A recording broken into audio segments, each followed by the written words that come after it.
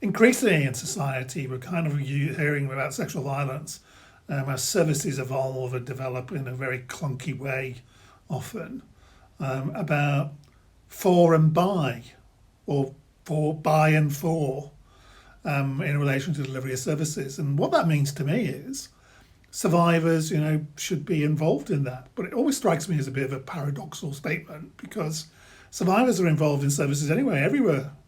Whether the NHS, the police, flying jet fighters over the North Sea to intercept Russian bear bombers. They're everywhere because survivors are everywhere. But what important maybe is what it means in by and for is that survivors are running those services and that should be explicit.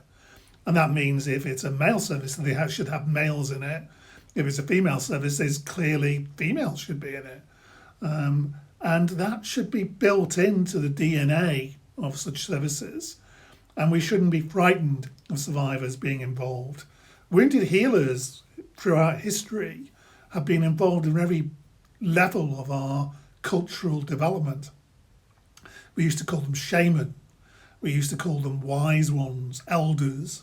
The tribe used to have those kind of terms and still does in those kind of communities. And we've kind of forgotten that. We've professionalised things to such an extent that it's almost become ideologically religious.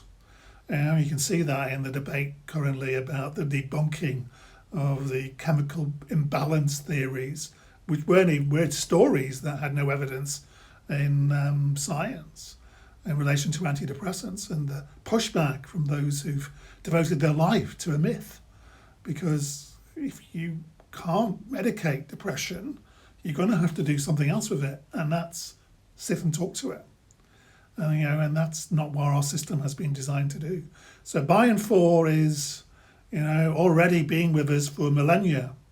We've just kind of forgotten to kind of be comfortable with it. And I think we would return to that comfort would be a great leap forward so that we're no longer categorising people as victim, survivor, and you can't say you're a survivor in a room because you might upset some other survivor and trigger people. The reality is the world is triggering, the universe is triggering, and it's going to get more and more triggering as we get more and more trauma informed. And we just need to learn to support people better, to manage the triggers. And that truly is trauma informed, trauma responsive, trauma empowering so that people can manage it better. By and for everybody.